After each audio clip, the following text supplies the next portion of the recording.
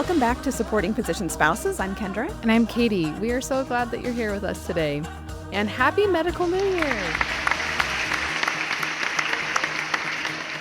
How exciting this happened to fall on the day that we release our podcast. You may remember last week we said that we were going to be moving into our emotional self-care series, but we really wanted to celebrate this moment in our lives and yours.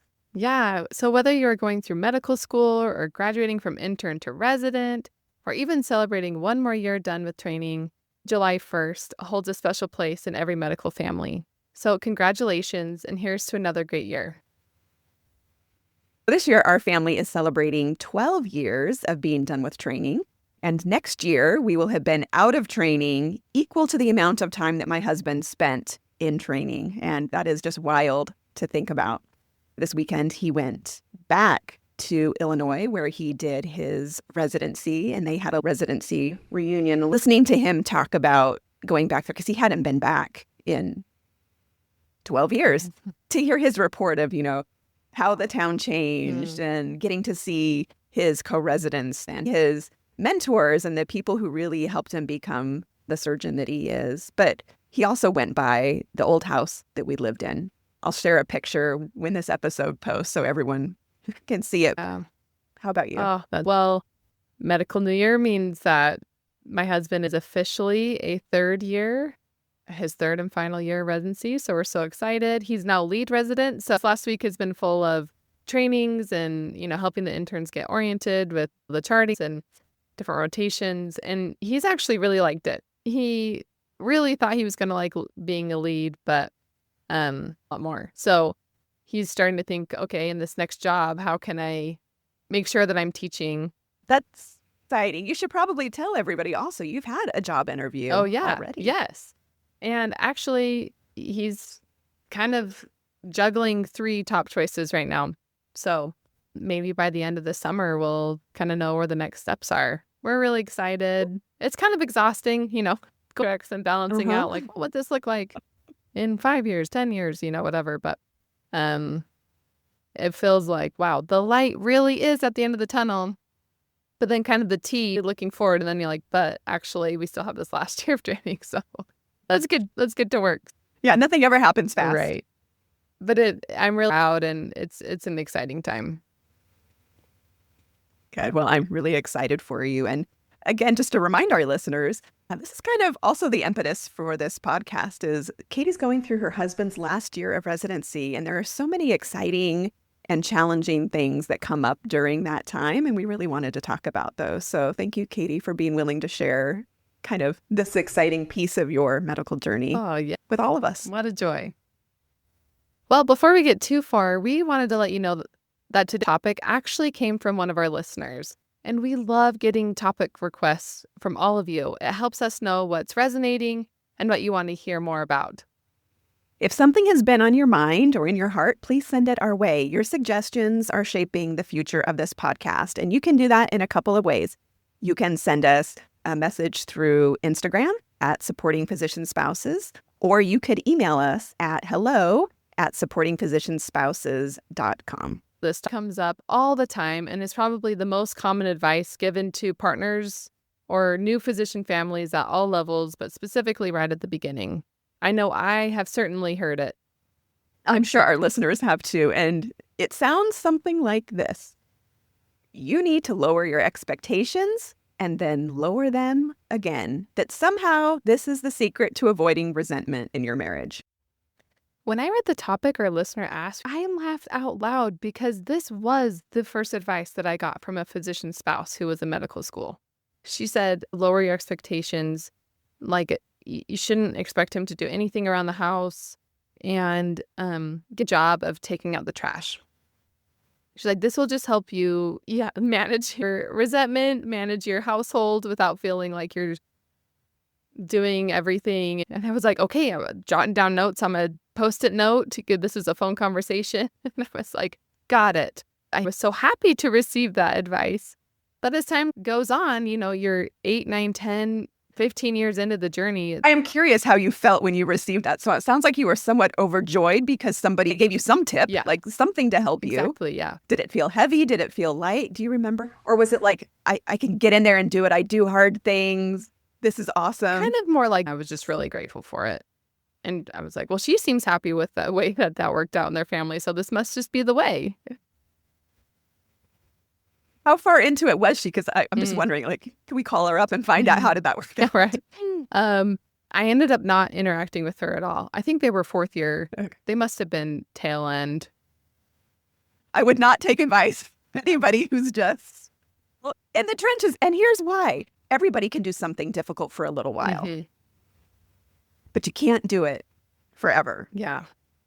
For me, it was about my husband's 5th year of residency. I'm like, this has got to change. I cannot do this anymore. This is no longer working for me. That's why a lot of people are afraid of surgical specialties, because they just take longer. Yeah. And they know I have a finite amount of time that I can do this. If you can find somebody who's already done, ask them what you should do. That's interesting. Because if they're still in that, we're going to use the term survival mode. If they're still in that, like, I'm holding all of this together, I'm doing all of it, and it's almost done, then it's a lot easier to say to you, yeah, it's almost done. You just have to do it for 2 years. But the truth is, those habits and those patterns, if they last beyond a certain point, it's no longer survival. That is like your way of living. Yeah. That is now your new normal. And that's what you don't want. So if you can talk to somebody who's a little bit farther ahead, they could give you some real advice that's beyond the survival. Because what you're asking is somebody who's in survival to tell you how to survive. And the only thing that they know is lower your expectations. Yep. Wow, that's interesting. When in my head, I was like, wow, they're almost graduated medical school. She is so wise. I love that advice, Kendra.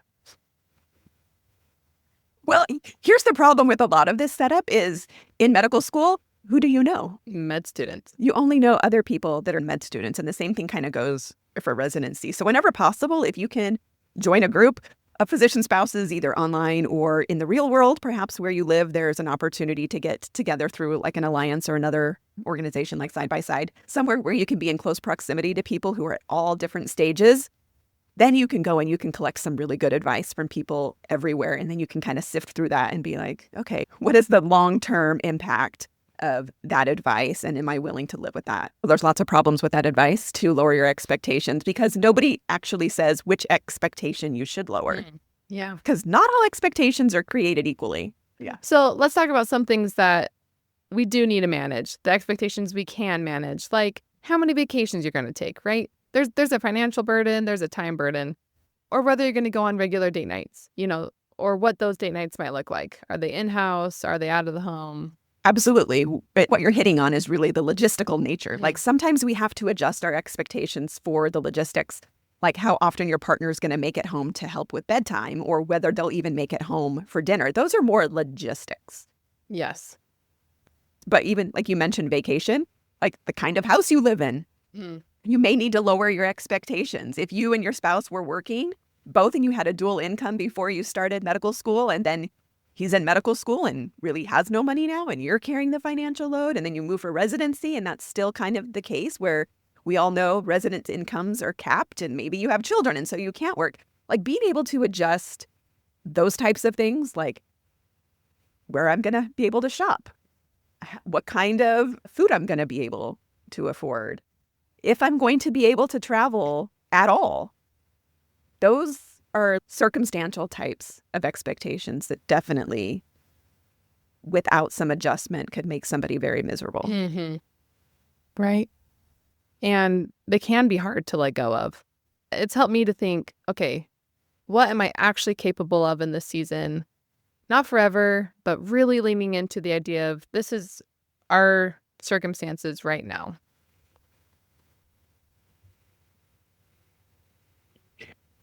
One thing I wanted to say was it's kind of the additional challenge we have in this journey with limited financial ability, because typically if logistics didn't work out for one spouse to be there for bedtime, maybe there could be paid help, You could get an au pair to help with those things, but that's not really an option for any of us. And so really absorbing the needs of the family in a way that's like, I really need two of me to do this is really hard. Yeah.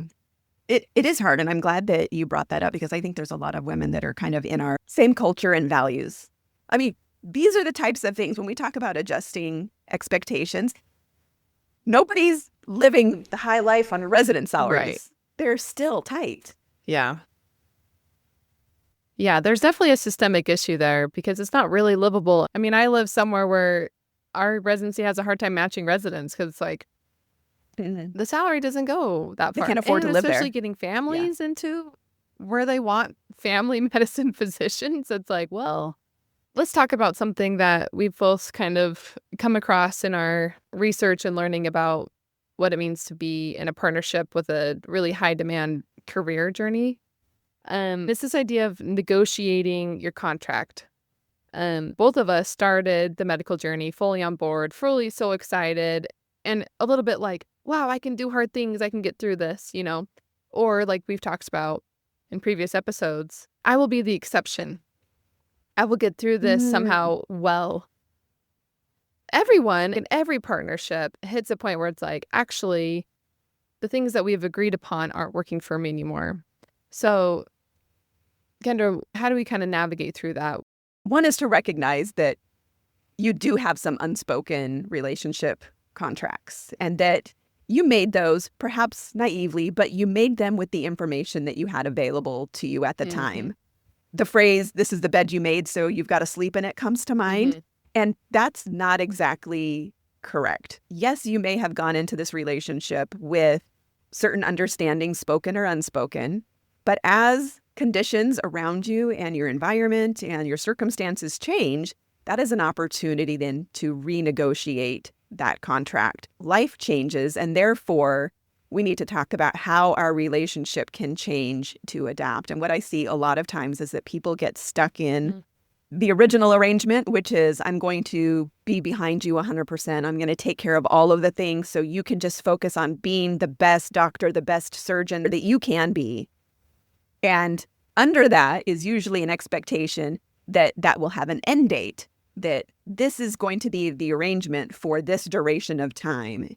And then magically, all is going to correct itself and something new will take its place without ever really reiterating what it is that you want that life to look like.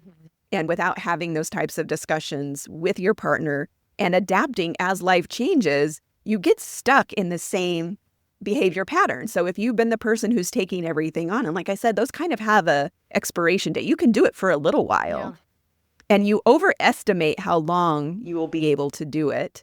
But then the question is, should I still be doing this? Right. I look at my spouse, and we married a little bit later in life. He was 30. I was 28. We had both been independent. And he was going to medical school on his own. He was taking care of his car. He was taking care of the place he lived. He was doing his laundry. He was cooking his meals. He was a fully functioning adult. I'm not going to suggest that he would say that that was better than being married and having a spouse, but he was really good when we got married to still do those things. He's totally capable, and our spouses are capable and could do their life without a partner. And so the question is, why do they need a partner? Well, because they want one. They want to share a life with you. They want to have children. They want to build something together with you. Life is better when you do it with somebody. And I think we've all been able to look at examples that we have either in our own families or in our circle of friends, that there is just a sweetness and something transformational that happens when you pair your life with another person. When you decide to build a life as a family and to move in a certain direction with each other.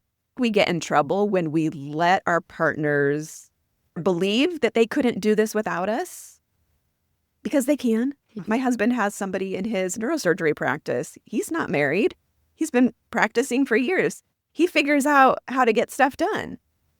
We also know people who are married who partner's only thing is to go to work and then somebody else takes care of all of the other stuff. But if you want a really good relationship, one that can go the long haul, I don't know that it's a good idea to divide your life that way. There's this thing that happens, and you'll see it especially as physicians get to the later part of their career and the kids start to leave the house, and the partner who's been so focused on the house and the kids and that's no longer there. It's like, what? Do I even know this person that I'm married to? It's this parallel lives that we lead where you are going this direction and I'm going this direction and we live in the same house and we talk about the same things, but we aren't really connected. Mm-hmm. And not having, again, outside of the logistical expectations, but not having expectations for your relationship and for how you communicate with one another and how you provide for each other. Yeah. Not just monetarily, but Mm-hmm. how you provide the things that each of you need to be a couple. Those are important. You don't want to get to the end of this journey having worked this hard and having sacrificed so much to find out you don't really know the person who you're married to, or you don't share the same things in common anymore, or you've just lost that connection. And then where do you go? Right. As you were talking, it reminded me of a conversation we've had about how there is cultural language saying, I couldn't have done this without you. It's funny, that used to make me feel good. The older and maybe the more wise I become, that doesn't feel right, because that means that I am a necessary part of your life and I'm not in my life. Mm-hmm. But rather, maybe the phrase could be, I'm so grateful to have been able to be on this journey with you. You've made this sweeter and more joyful. I think maybe leaning into, we've created something beautiful together, and that's what you're grateful for. Yeah. I love the way that you phrase that. Like, I provided you with support, you've provided, but that's not a relationship. That's a transaction. Yeah. So what you've just quantified is, okay, I'm going to do this. I'm going to be the support system. I'm going to take care of all of the things. And the transaction we're making is that in exchange for that, you are just going to provide the financial means for me to be able to do that. Yeah. And so this is not a relationship. That's a transaction. Yeah. Wow, this is really interesting. And I think part of the issue with this phrase is that there's an undertone of dependent language. Like, whenever we feel that someone else is dependent on our being present in their life, it becomes burdensome and it becomes a weight that we carry, where I think the intention is to validate, or again, to express gratitude, or to share that we are seen in our efforts to take care of the other aspects of the life that we've negotiated that we take care of. This is where language is so important and can be so tricky in relationships, right? We never get it all right, but I think when the language lends to dependence, there's a natural internal struggle between that relationship, like boundaries are crossed. This is interesting. I actually get that from my spouse. I'm so grateful for you. I couldn't do this without you. Okay, wait, let's think about this. Why do I internally feel like that's not what I want to hear for some reason? Because I don't want to do this for you.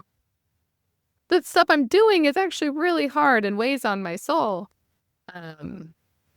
But maybe it's the same concept in his mind as like gratitude, and I love the life that we're building together as we're, navigating a tricky training situation.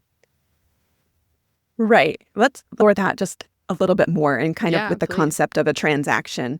Because I think what you're suggesting is maybe the words that he's using to express what he's feeling feels more transactional than it does relational. Yeah. And so I think it's important, again, like I'm looking at my family and my situation, and I know, we're 13 years out from training. My husband has an income. We could both easily do this on our own. Mm-hmm. We could divide our life in half. He could away to take care of the kids. Like, this is awful, but let's say something happened to me. Let's say coma for a really long time. Could take care of this. Mm-hmm. He could call the right people. He could pay the right people transactionally. Mm-hmm. That would be miss is the relationship part. He would miss, to have a conversation with me, to exchange ideas with me, to be able to touch me, to be with me And that is not a transaction. And Yes. so I think when he's saying, I couldn't do this without you, he's really meaning I wouldn't want to do any of this without you. Mm-hmm. Being able to reframe that and even change the language that we use around that could go a long way into building connection instead of transaction. Yeah. Let's take this direction. If they really can, why do you think we lower all of the expectations? Because it can't consistently happen. And it's easier for families to live on routine. And honestly, having the time to have like couple meeting, we almost never do it, except for right before we fall asleep on Sunday. It's like, what are you doing next week rotation wise? When are you home? It's like day to day. And so I think that's part of the reason that we fall into, let me just give you this one card in our fair play deck. We can talk about that later, but this is your duty. And then I'll just kind of do everything else, I guess. That's a great example of pointing to something that's easier to do in the beginning, but has consequences at the end. And we can make parallels with parenting. Like, it's a whole lot harder to consistently correct children's behavior than it is to be like, whatever, like today I don't have the energy for it. Yeah. And what you're describing is really another source of this survival mentality. It's like, it's just easier in this moment if I take care of everything than collaboratively sharing our life together and having expectations that we're going to share some of these responsibilities. A lot of people do get caught into that little trap. It's like, it's just easier if I take care of it. I don't have to explain to you what's going on. I don't need to spend any energy having a conversation about what needs to happen in order for this to happen.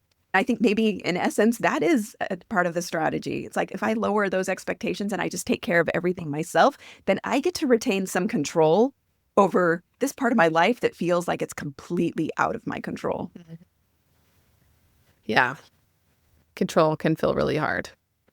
I do want to give credit to my spouse. He is really open to the ideas. I think that, whenever we kind of come across a concept that's we've been blinded by our whole lives, it's like, what do you mean? This has never been modeled to me.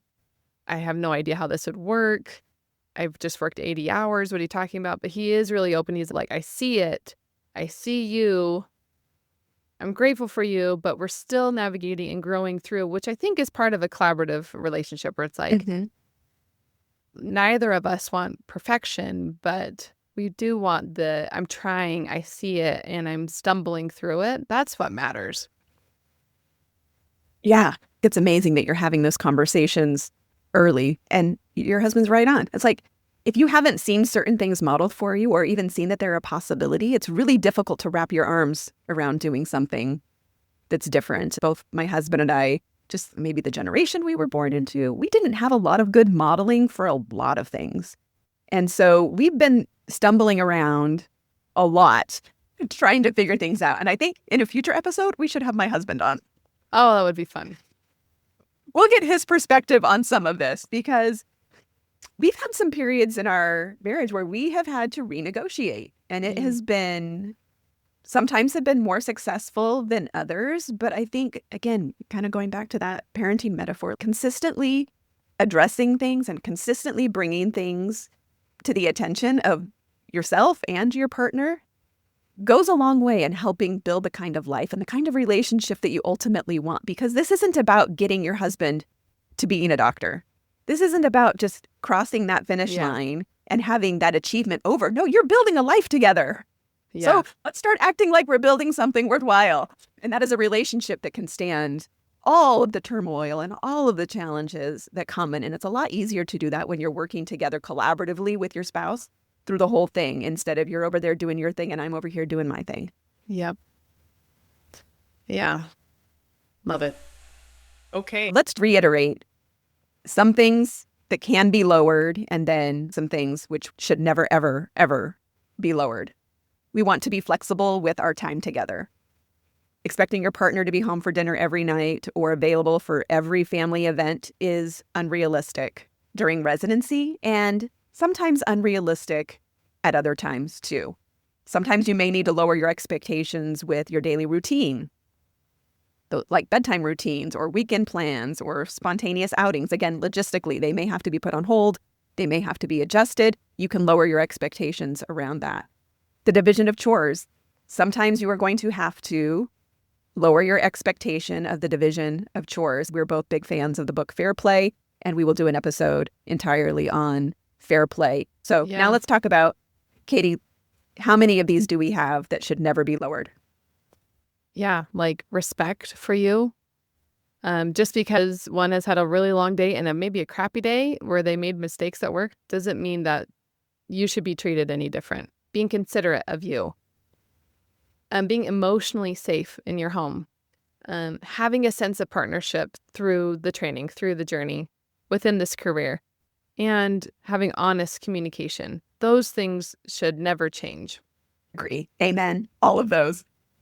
One of my favorite things to say when one of us is harsh with the other is to not say it's okay, because it isn't okay, but to say, I accept your apology, because I never want that to ever be okay.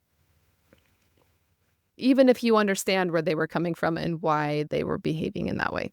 Yeah. Let's talk about the cost of lowering those expectations. The costs are way too high. Just everybody should know that right now. So when someone tells you to lower your expectations, there is a very high price that is to be paid for that.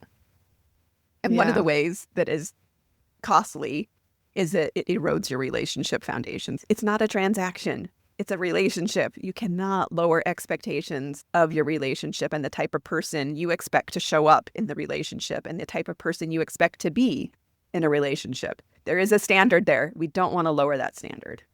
Yeah. And I mean, you mentioned this, but it reminds me of like putting a filter in front of your glasses or something. These types of behaviors and actions create habits. It's not something that it's in medical school residency and then you can just take it right out. And then it's like, we're back to normal.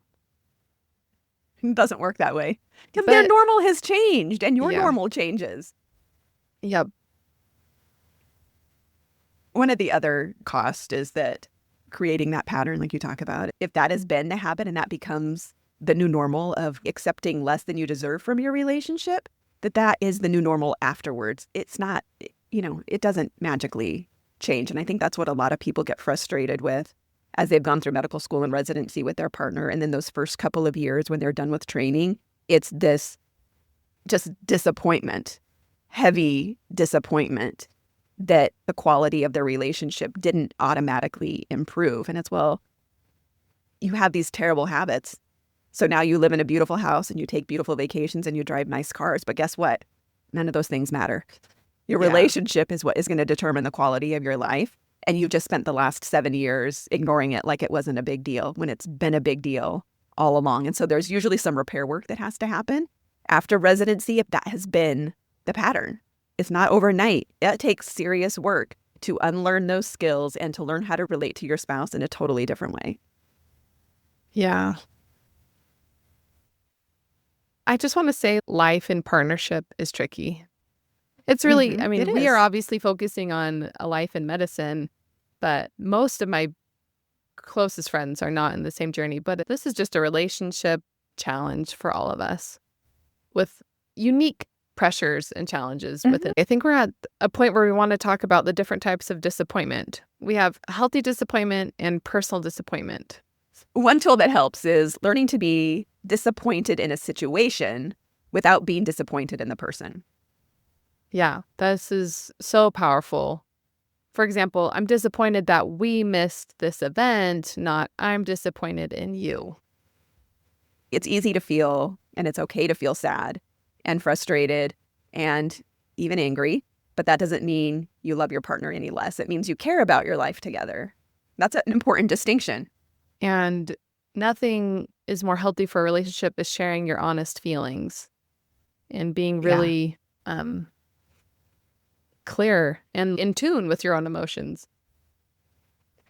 I do want to bring it up here because I think this was certainly my experience is I didn't want to burden my husband with my feelings during residency. It was hard. And I remember during residency and he was complaining because one of the other resident spouses would call her spouse during surgery and be like, when are you going to be home? Like trying to rush him along And he'd be like, I'm so grateful that you don't do that. And meanwhile, I want to so bad, but Hmm. I don't. It's like all of these Hmm. emotions that I had that I just kind of forced down and buried that only stay buried so long and then they come roaring up. It was like, oh, we did a terrible job. I was trying to protect him from my emotions because I thought what he was going through was stressful enough for him and I did not want to add to that stress. And so, Yeah. again, that was a type of transaction. Not good for a relationship. You need to be honest and be able to share the things that are happening in your life and feel like the person that you're communicating with is interested and is invested in your well-being. But for so long, I felt like we're just all invested in his well-being. That's the only thing that matters is his well-being, which is one of the other costs of lowering your expectations. Your mental health cannot sustain that. And Yeah. again, speaking from experience, my mental health was not very good. Not being able to share and then having my mental health decline and not doing anything about it. It's like I just felt unsupported. I was doing all of the things for him and his success, and I felt like nobody was looking out for me. And it just, spiraled down, down, down. Mm. It's hard when you were getting praise for something. You're like, oh, actually, I was just about to tell you how I was feeling, but now I feel like I can't. Here are listeners, maybe some light at the end of the tunnel here. If you find yourself falling into the trap of lowering your expectations too far, I think the first thing we should do is decide whether or not these are logistical expectations or if these are relationship expectations, and then really being able to parse out which ones you no longer want to have low expectations of, which ones need to be raised, and maybe which ones need to be lowered. Yeah. And, in order to do that, figuring out what are your values and let that kind of guide this discussion that you're going to have with your partner. Absolutely. And this may be an opportunity for you to meet together with your spouse and to have a conversation about this. And it may be a conversation that you need to have multiple times. I'm going to share a quote from A Medical Marriage by Dr. Wayne Sotil and his wife, Mary. This is what he says about your relationship and renegotiating your contract. He says, growth in an intimate relationship depends on your ability to renegotiate cooperatively, lovingly, and periodically your relationship contract. None of us, no matter how dynamic we are, will be an exception to this rule. If nothing else, know that all physician families have to do this. If you're not renegotiating, you're probably stale. Your relationship is getting eroded. Your mental health is probably taking a hit, and it's not necessary. So what can you renegotiate? Some of it may be logistical, but a lot of it is usually relational. My one example that we've had successfully happen in our family before my spouse was leaving for an away rotation in attempts to leave with intention and not just pack a bag and like, okay, adios. There's not many loose ends for me to tie here. He wrote us cards for every day to open up while eating breakfast. And it was such an illustration of how small the intention and the efforts can be. It made me feel way less abandoned. It made me feel like he was thinking about us, and especially to think about us beforehand. And even to think like, okay, it's Wednesday. What might the mood be like in my family? And to kind of spot on be like, okay, guys, it's Wednesday. Everyone probably didn't sleep well last night or maybe a little grumpy this morning. And I was just laughing as I read it because I'm like, you care. You know the rhythms of our family. So the efforts that we make for one another in our partnerships don't have to be huge. They can be small, and the small things mean a lot. Thank you for sharing that example. That is the sweetest thing ever. And it's just those moments. I mean, isn't that what we really all want from our partnership, is to know that the other person is thinking about us, even when they can't be with us, when circumstances dictate that they can't be with us, that they're still thinking about us and that they're thinking about you in loving ways and not like my naggy wife keeps calling the ER wondering when I'm going to be home. Right. All right. So lastly, before we go, we want to make sure that you know some simple steps you can take to maintain those core expectations. So set clear boundaries. You need to agree on what is non-negotiable with your spouse. So no more unspoken contracts. You need to speak them and communicate what those boundaries are and agree ahead of time. And then be willing to renegotiate as circumstances change. If you're anything like me, sometimes I'm like, I don't even know what is negotiable, what's not negotiable. I don't know how to put feelings to words in a relationship, but it's worth it. Get clear about your values, the things that really matter to you. Or give your mind space to brainstorm, because this will be really helpful in your partnership. So the next one is communicating your needs. Again, what are your needs? Be honest about what you need emotionally. Even if you have to be flexible with the logistics, when you're honest about your needs, creativity will flow between the two of you, and hopefully you can come to solutions that will help you meet your needs. Even in advance of that, for both setting clear boundaries and communicating needs, you might not know what they are yet. And so you may need to take some time to be thinking about what it is that you need, especially if you've been stuck in this habit of focusing on everybody else's needs to the detriment of your own. You're disconnected from that part of yourself. And so spending some time there and getting really clear, there's nothing worse than sitting down and being like, I need more, but not being able to express what more is.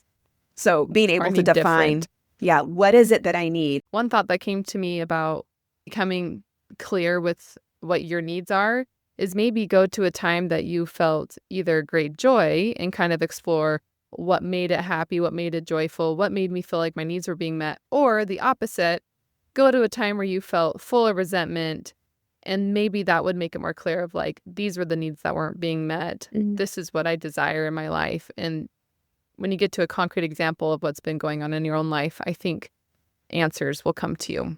And if you need help doing that, you'll need to seek support. You need to find somebody who can help you, either family, friends, a counselor, a coach, somebody who can work with you to help figure out what it is that you really need. Yeah. And lastly, celebrate the small moments. Figure out ways to bring that joy into your family. Find ways to connect, show appreciation, especially when time is limited. Yeah, that's a great idea. Thanks for sharing that, Katie. So today, if you've been told to lower your expectations, maybe the better question is, which expectations need adjusting and which ones need protecting? Yes, let your values guide that decision. Respect, connection, emotional safety. Do not let go of those. And if you've already let them go, you can get them back. Have those little conversations, one honest moment at a time. I know we said we were going to let you go, but here's one more reflection question. Where have you lowered expectations to avoid disappointment? And is it serving your relationship? We'd love to hear your thoughts about this episode, about your reflection. You can DM us on Instagram at Supporting Physician Spouses or email us at hello@supportingphysicianspouses.com. And if you found this episode helpful, would you please share it with a friend or leave us a review? It helps us more than you know. We are so grateful you're here. We'll see you next time.